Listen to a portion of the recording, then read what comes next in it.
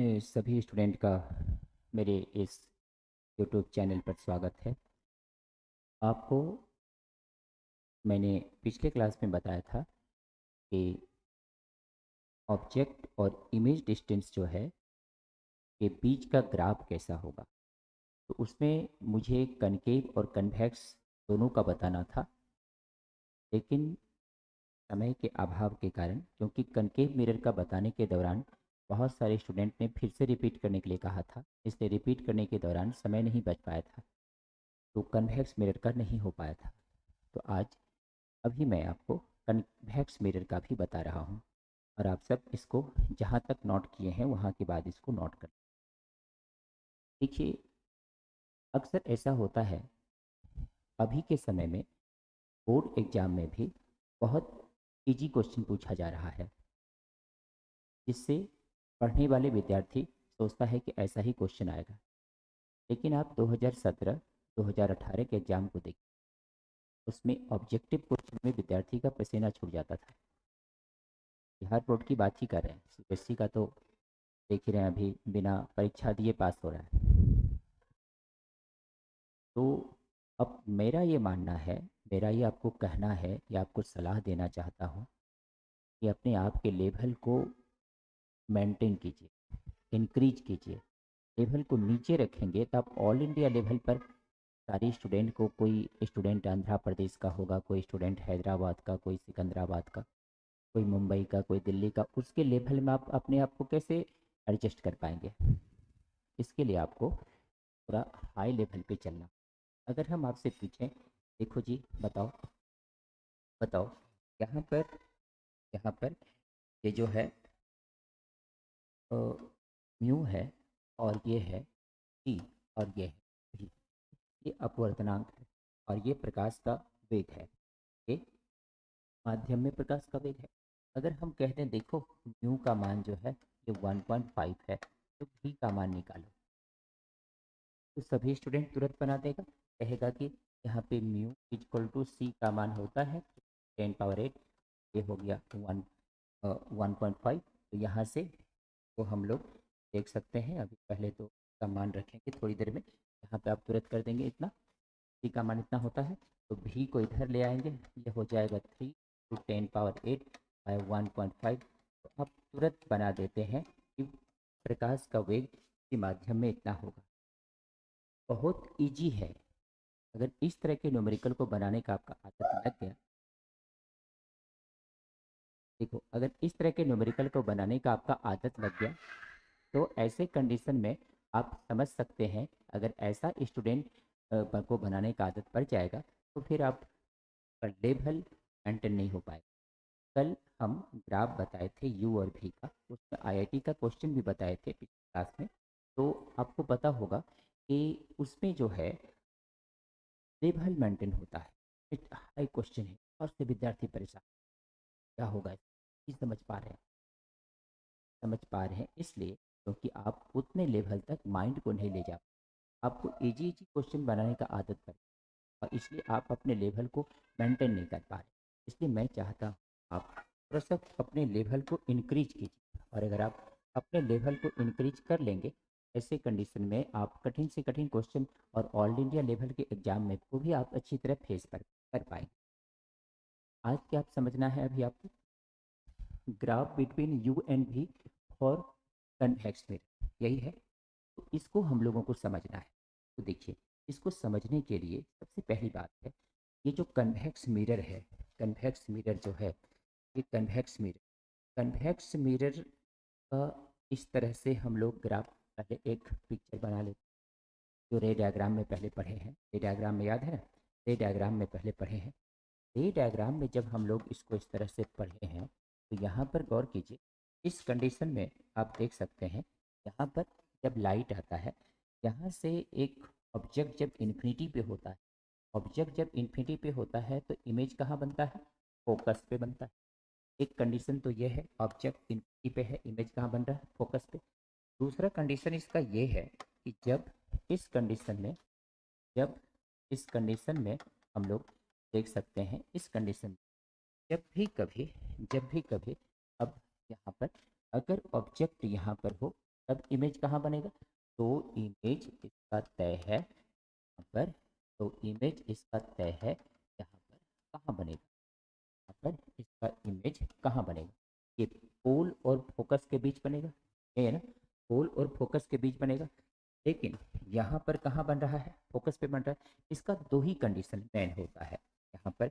ये इसका कह सकते हैं, इसका ये फर्स्ट कंडीशन है, इट फर्स्ट कंडीशन, और ये इसका क्या है? Second condition. इस दोनों चीज़ को ही हम लोग ग्राफ में बताते हैं, इसी चीज़ दोनों चीज़ को हम लोग ग्राफ में पढ़ते हैं। लेकिन अगर हम बात करें कनकेव मिरर का, तो कनकेव मिरर में टोटल 6 कंडीशन होता है। उस 6 कंडीशन को हम कल पिछले क्लास में 4 कंडीशन में बताए, 4 कंडीशन में उसको समझाने की कोशिश किए हैं ग्राफ को। अब यहाँ पर भी 4 कंडीशन लेंगे, यहाँ है 2 लेकिन इसका भी 4 लेंगे। तो यहाँ पे जब हम लोग 4 कंडीशन पे चलेंगे तो गौर कीजिए इसको हम लोग कैसे ऑब्जर्व करेंगे। इसके लिए हम लोग अब ग्राफ बनाते हैं, और ग्राफ यहाँ पर हम लोग जो बनाते हैं, अब ये ग्राफ देखिए, इस ग्राफ में हम लोगों को अब चलना है। यहाँ पर ये एक्स एक्सिस हो गया, और एक्स एक्सिस में हम लोग यहाँ पर ले रहे हैं ऑब्जेक्ट डिस्टेंस, तो हम लोग ले रहे हैं ऑब्जेक्ट डिस्टेंस। देखिए भाई, तो यहाँ पर हम लोग इसको ले रहे हैं ऑब्जेक्ट डिस्टेंस, ये हो गया ऑब्जेक्ट डिस्टेंस, ये ऑब्जेक्ट डिस्टेंस हो गया, इट इज ऑब्जेक्ट डिस्टेंस।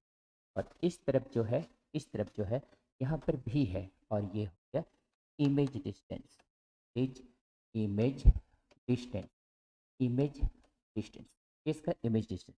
अब इसमें हम लोग देखते हैं, अभी हम लोग देखे हैं कि जनरली इसमें जो प्रतिबिंब बनता है, जनरली जो इसमें प्रतिबिंब बनता है वो कैसा होता है? वो कैसा होता है?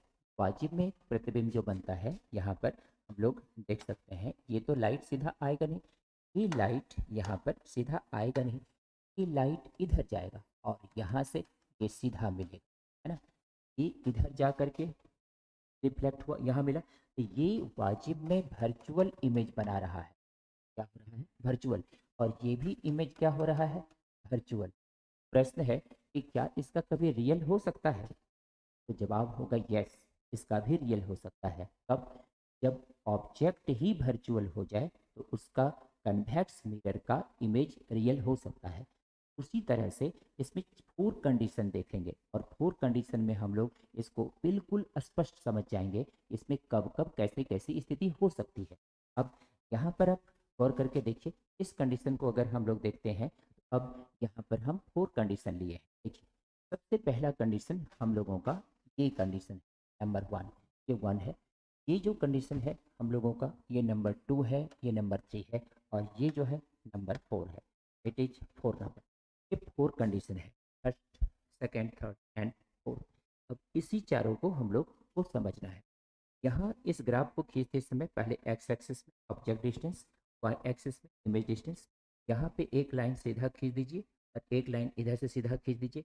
उसके बाद ये येलो कलर वाला ग्राफ जो ऑरिजिन से होकर जाएगा, ये येलो कलर वाला ग्राफ जो कि फर्स्ट क्वाड्रेंट में जाएगा, उसमें क्या था? उसमें इस तरफ से था, और यहाँ पे बन रहा था थर्ड क्वाड्रेंट में कनकेव मिरर में, और यहाँ पे क्या हो रहा है? फर्स्ट क्वाड्रेंट में, और यहाँ पर उल्टा, ठीक उसका उल्टा, क्योंकि नेचर इसका उल्टा होता है। अब यहाँ से अगर हम लोग देखें तो इधर एफ और 2F हो गया यू के लिए, और इधर एफ और 2F हो गया भी के लिए। अब इसमें 4 कंडीशन पर हम लोग चल रहे हैं। देखिए, इसका पहला कंडीशन पे चलते हैं। फर्स्ट कंडीशन पर जब हम लोग चलेंगे तो फर्स्ट कंडीशन देखिए, फर्स्ट कंडीशन में है और .1, अभी .1 दिखाए थे, .1 रीजन, ये है m greater than 0, if m greater than 0 because v and u have opposite sign, image is erect।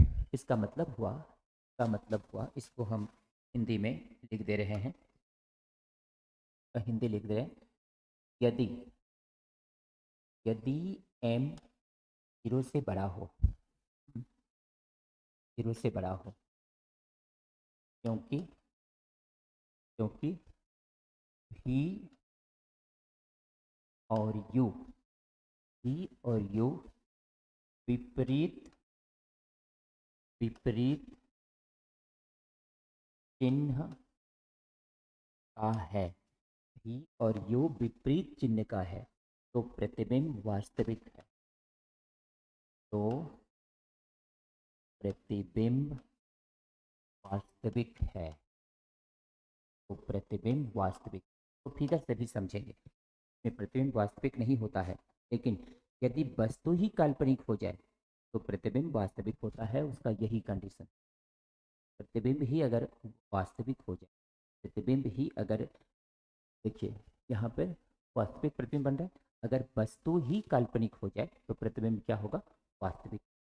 अब देखिए, इसीलिए क्वेश्चन कभी कभी पूछ देता है कि क्या उत्तल दर्पण द्वारा कभी वास्तविक प्रतिबिंब बन सकता है। जनरल स्टूडेंट कहता है क्यों, क्योंकि इसमें रे डायग्राम साफ दिखाता है काल्पनिक प्रतिबिंब ही बने, लेकिन इसमें वास्तविक प्रतिबिंब बन सकता है। कि वास्तविक प्रतिबिंब तभी बनेगा जब m का मान 0 से क्या हो, बड़ा हो। ये सब बहुत मार्केबल है, बहुत इंपॉर्टेंट है, तो आपको ध्यान से समझेंगे तो आपको बहुत समझ में आ जाएगा और समझेंगे कि क्या चीज़ मैंने पढ़ा, क्या चीज़ मैंने पढ़ा। लेकिन मुझे उम्मीद है कि इसमें कुछ स्टूडेंट ऐसे होंगे जो कहेंगे कि नहीं समझ पा, वो चाहिए वही फुटफुटिया वाला, फुटफुटिया वाला चाहिए, तुरंत तुरंत तुरंत तुरंत वाला, थोड़ा सा रखो तो वैल्यू, थोड़ा सा अनुमान निकाल लो, हो गया काम खत्म। वैसा चीज़ हमेशा आपको काम नहीं देने वाला, वो चीज़ आपको नॉलेज इंक्रीज नहीं कर सकता। ठीक? वो थोड़ा सा ऊपर उठिए, देखिए तो यहाँ पर गौर कीजिए, यहाँ से हम लोग देख सकते हैं। अब इसके नीचे क्या लिखा हुआ है, इसके नीचे है m का मान यदि 1 से बड़ा हो। इसका मतलब हुआ कि यदि यदि m, ये मॉड लगा हुआ है, सॉरी, इज स्मॉलर देन 1, क्योंकि क्योंकि क्योंकि v का जो मान है वो u से क्या है, u से क्या है, तब छोटा हो जाएगा, क्योंकि m ही छोटा है तो v का मान क्या होगा, छोटा हो जाएगा, छोटा हो जाएगा। तो इमेज इज वर्चुअल, तब प्रतिबिंब काल्पनिक होता है, तब प्रतिबिंब काल्पनिक होता है, तब प्रतिबिंब काल्पनिक होता है। देखिए भाई, तब प्रतिबिंब क्या होता है, काल्पनिक होता है। तो प्रतिबिंब काल्पनिक होता है, तो याद रखना है, अगर ऐसी स्थिति होती है तो नंबर 1, और इसे हम आपको यहाँ पर नंबर 1 देखे, ये जो है यहाँ पर इसमें देख रहे हैं, यहाँ पर आपका इमेज है, सॉरी ऑब्जेक्ट है इधर, और इधर क्या है, इमेज। इस कंडीशन में वो नंबर 1 लागू होगा। अब 2 नंबर यहाँ पे लागू हो रहा है, तो 2 नंबर के लिए आपको देखना है, यहाँ एफ है, यहाँ क्या है, 2f है। 2 नंबर के लिए अब यहाँ पे चलते हैं। 2 नंबर के लिए जब हम लोग आते हैं तो इधर 2 नंबर नहीं है, लोगों का 2 नंबर यहाँ है। देखिए 2 नंबर पर अब आते हैं। 2 नंबर, 2 नंबर में कहता है कि m का मान क्या है, 0 से बड़ा है। का मतलब ये हुआ, अब इसके बारे में हम यहाँ पे लिख रहे हैं, ऊपर का है, यहाँ पे लिख रहे हैं, यदि यदि m 0 से बड़ा हो, यदि m 0 से बड़ा हो, क्योंकि क्योंकि क्योंकि u और भी, u और भी विपरीत विपरीत चिन्ह का है, u और भी विपरीत चिन्ह का है, तो प्रतिबिंब सीधा होगा, प्रतिबिंब सीधा है, प्रतिबिंब सीधा है। तो देखिए भाई, ऐसे कंडीशन में प्रतिबिंब क्या होगा, सीधा होगा। दूसरी बात, m का मान, दूसरी बात इसी में है, m का मॉडुलस यदि 1 से बड़ा हो, यहाँ पे ना 1 होगा, 1, यहाँ पे क्या लिखेंगे, 1। देखिए m का मान यदि 1 से क्या हो, बड़ा हो, ऐसे कंडीशन में तब तब यहाँ पे उजला वाला नहीं चलता है, उजला उसमें चलेगा, नीला इसमें चलेगा, तब तब तब जो है भी का जो मान है वो बड़ा हो जाएगा, किससे, u से, भी का मान u से बड़ा हो जाएगा, तो प्रतिबिंब क्या होगा, वास्तविक होगा, तब प्रतिबिंब वास्तविक होगा, तब प्रतिबिंब वास्तविक होता है, तब प्रतिबिंब वास्तविक होता है। देखिए भाई, तो ऐसे कंडीशन में प्रतिबिंब क्या होगा, वास्तविक होगा। अब आपको इसका यहाँ दिखाते हैं, देखिए यहाँ पे u पॉजिटिव, भी पॉजिटिव, क्या होगा, वास्तविक होगा। अब आगे अगले नंबर पे चले और अगले नंबर को देखते हैं हम लोग। अगला नंबर हम लोगों का है यहाँ पर 3 नंबर। 3 नंबर को देखिए, 3 नंबर में क्या कहता है? 3 नंबर में है एम का मान यदि यदि एम का मान 0 से छोटा हो, यदि एम का मान 0 से क्या हो, छोटा हो। यदि एम का मान 0 से छोटा हो, 0 से छोटा हो, तब तो तो और यू और भी यू और भी एक चिन्ह का हो, एक समान एक समान चिन्ह का हो, एक समान चिन्ह का हो, तो उल्टा प्रतिबिंब होता है। तो उल्टा प्रतिबिंब होता है। तो उल्टा प्रतिबिंब होता है। देखिए भाई, अगर ऐसा हुआ कन्वेक्स मिरर में उत्तल दर्पण में भी ऐसा हुआ कि मैग्निफिकेशन का मान 0 से कम हो गया, मतलब ऋणात्मक हो गया, मैग्निफिकेशन क्या हो गया, निगेटिव। तो मैग्निफिकेशन जब निगेटिव हो गया और यू भी का चिन्ह सेम हो गया, चाहे दोनों प्लस या दोनों माइनस, तो प्रतिबिंब कैसा होगा, उल्टा होगा। इसी में एक और बात है, इसी में एक और बात है, इसी में एक और बात है, ध्यान दीजिए। एम का मान यदि 1 से क्या हो, 12, तो तो ऐसे कंडीशन में भी का मान यू से क्या होगा, बड़ा होगा। तब तब प्रतिबिंब क्या होगा, काल्पनिक होगा। तब प्रतिबिंब जो है, प्रतिबिंब क्या होगा, काल्पनिक होता है, काल्पनिक होता है। तो प्रतिबिंब क्या होगा, काल्पनिक होगा। तो इस 3 नंबर पॉइंट के लिए 2 बात, प्रत्येक पॉइंट के लिए 2 बात दिखा रहे हैं, प्रत्येक पॉइंट के लिए 2 बात। तो यहाँ पर इसमें 3 नंबर पॉइंट में है कि एम का मान यदि 0 से कम है, मतलब निगेटिव है, ऐसे स्थिति में यू और भी का साइन अगर सेम है, ऐसी स्थिति में उल्टा प्रतिबिंब होता है। लेकिन यदि एम का मान 1 से बड़ा हो गया, तो यहाँ पर काल्पनिक प्रतिबिंब होता है। क्लियर है? अब आगे फिगर पे चलिए। फिगर देखिए, फिगर यही 3 नंबर है। यहाँ पे एम का मान और यू और भी का मान जब सिस्टमेटिक होगा, जो अभी यहाँ पढ़े थे, एम का मान यदि 0 से छोटा, मतलब एम निगेटिव हो जाए और यू भी का सेम साइन हो जाए, ऐसे स्थिति में प्रतिबिंब का मान क्या हो जाएगा, उल्टा हो जाएगा, और यहाँ से प्रतिबिंब क्या हो जाएगा, काल्पनिक हो जाएगा। तो दोनों कंडीशन एप्लीकेबल है। अब चौथे नंबर पॉइंट पे चलिए। चौथे नंबर पॉइंट पे देखिए क्या कहता है।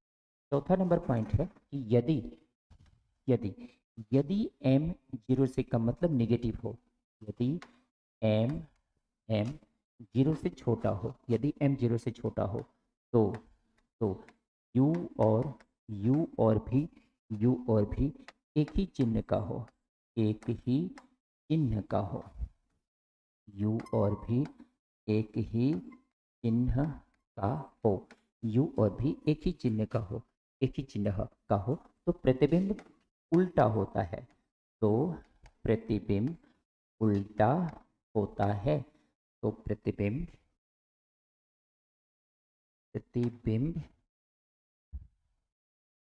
उल्टा होता है। तो प्रतिबिंब उल्टा होता है।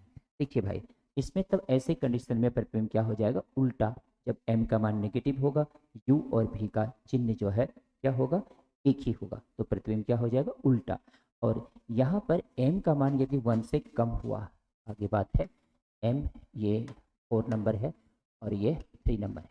देखिए, अगर m का मान 1 से कम हो गया, m का मान 1 से कम हो गया, तो यहाँ पर हम लोग लिख सकते हैं, तो यहाँ भी का मान जो है 1 से कम, भी का मान u से कम हो जाएगा, भी का मान तब u से कम हो जाएगा, क्योंकि m बराबर क्या होता है, v बाई u। पिछले पॉइंट में सब बताए हैं, इसलिए हम यहाँ पे डायरेक्ट ले रहे हैं।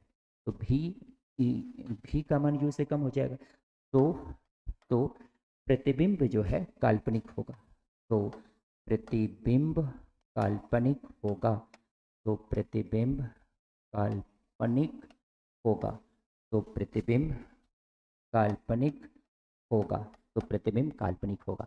इसको आपको अब फिगर से समझाते हैं। देखिए, फिगर पे चलते हैं। देखिए, चौथे नंबर पॉइंट को देखिए, यहाँ चौथा नंबर पॉइंट है। चौथा नंबर पॉइंट यहाँ है, इस बार फिर से पढ़िए। यदि m का मान निगेटिव हो और u और v क्या हो, चिन्ह एक ही हो, तो ऐसे कंडीशन में क्या हो जाएगा, उल्टा। लेकिन यदि m का मान क्या हो, 1 से छोटा हो, और u का मान तब कि u का मान v से बड़ा हो, ऐसे कंडीशन में प्रतिबिंब क्या होगा, काल्पनिक होगा। तो यहाँ पर और यहाँ पर जो प्रतिबिंब होगा तब क्या होगा, ये काल्पनिक होगा। तो इसमें दो कंडीशन, तो प्रत्येक पॉइंट में नंबर 1, नंबर 2, नंबर 3 सभी पॉइंट में आपको यहाँ पे सारी कंडीशन जो है दिखाया गया है, और आप सब इसको अच्छी तरह से समझ सकते हैं।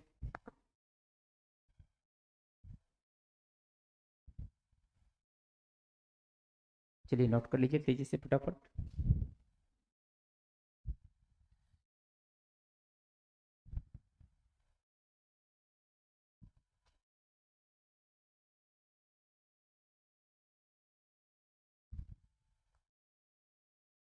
देखिए भाई, इसी चीज़ों को हम लोग चाहें तो थोड़ा सा कन्वर्ट कर सकते हैं।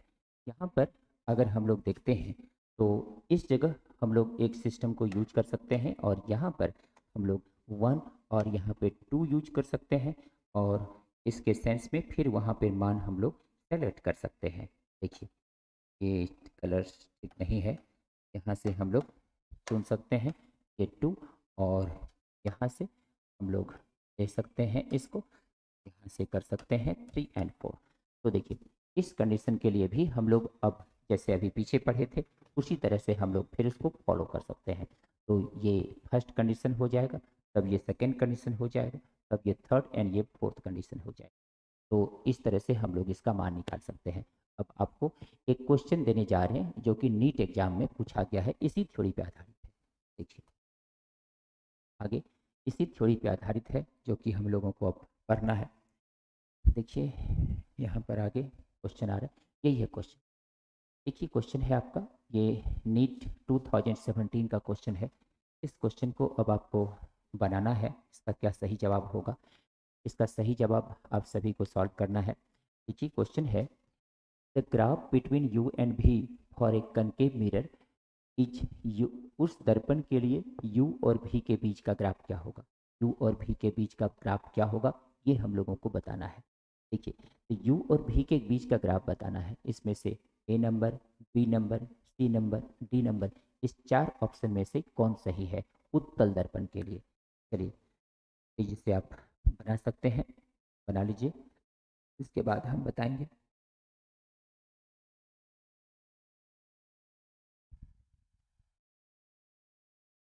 कोशिश कर रहे हैं कि ये जल्दी से जल्दी इसको हम पूरा कर दें, क्योंकि ये पिछले क्लास का ही पॉइंट था कि हम इसको आज एक्स्ट्रा क्लास लेकर इसको हम अपडेट कर रहे हैं। चलिए हो गया, बना लिया आप लोग अपना अपना। अब देखिए इसमें क्या सही जवाब होना चाहिए। ये जो उत्तल दर्पण होता है, इसमें ये पोल है, यहाँ पर इधर अगर साइन कन्वेंशन लेंगे तो ये प्लस इन्फिनिटी और ये माइनस इन्फिनिटी होगा। राइट के डायरेक्शन में प्लस, इधर माइनस लेते हैं। यहाँ पर कोई भी ऑब्जेक्ट जब चलता है पोल की ओर, ये जैसे जैसे पोल की तरफ बढ़ेगा इसका इमेज वैसे वैसे फोकस की तरफ बढ़ेगा। ये है फोकस। तो यहाँ पे हम लोग लिख सकते हैं when when the object when the object को हम लोग इधर ले लीजिए, उल्टा इसको इधर ले जाएंगे, वस्तु को जब इधर ले जाएंगे, वस्तु को जब अवतल दर्पण में ध्रुव से दूर ले जाएंगे अनंत की ओर, तो प्रतिबिंब उसका फोकस की ओर जाएगा। ये जो प्रतिबिंब है ये फोकस की ओर जाएगा, है ना। ये प्रतिबिंब फोकस की ओर जाएगा। तो when the object is moving moving from p to infinity, then its image must be moved must be moved from must be moved from P to focus, P to focus. इसका हिंदी हुआ, जब वस्तु ध्रुव से अनंत की ओर ले जाते हैं तब इसका प्रतिबिंब ध्रुव से फोकस की ओर जाता है। यही कंसेप्ट है। अब इस आधार पर देखना है इसमें से कौन सही। ये वस्तु ध्रुव से जा रहा है आगे की तरफ, है ना, डिक्रीज कर रहा है। ये एक तरह से इस एक्सिस में डिक्रीजिंग ग्राफ है, और यहाँ से लेंगे तो इस एक्सिस में डिक्रीजिंग ग्राफ होगा। तो यहाँ से एफ का जो मान है तो ये फोकस की तरफ फॉलो कर रहा है, यानी फोकस की ओर उसका इमेज जा रहा है लास्ट। यहाँ पे तो इस एक्सिस में है, सेकंड ये फर्स्ट क्वाड्रेंट में आ गया। यहाँ पे दिखा रहा है ये जो है स्थिर हो गया है मान। यहाँ पे दिखा रहा है ये एप्लीकेबल ही नहीं होगा। क्यों? क्योंकि यहाँ पे u इस तरफ आ रहा है और फोकस का मान कांस्टेंट हो गया है। इससे स्पष्ट होता है कि जैसे जैसे हम लोग ऑब्जेक्ट को उत्तल दर्पण में फोकस पोल से अनंत की ओर ले जाते हैं, उसका प्रतिबिंब पोल से फोकस की ओर जाता है, और इसमें ये जवाब सही है। तो यहाँ पर हम लोग जवाब तब दे सकते हैं, तो यहाँ पर तब ए नंबर सही जवाब है। क्यों? क्योंकि जब हम वस्तु को पोल से अनंत की ओर ले जाएंगे, यहाँ से वस्तु को ले गए अनंत की ओर, तो उसका प्रतिबिंब किधर गया? फोकस की ओर। तो प्रतिबिंब उसका किधर गया? फोकस की ओर गया, है ना। इसलिए इसका सही जवाब ए नंबर हो रहा है। तो ये था आज का ये क्लास। इसको पिछला जो क्लास हुआ है उसी में आप इसको कॉपी को अपडेट कर लीजिएगा। अगले क्लास में फिर और आगे बताएंगे। थैंक यू, बहुत बहुत धन्यवाद।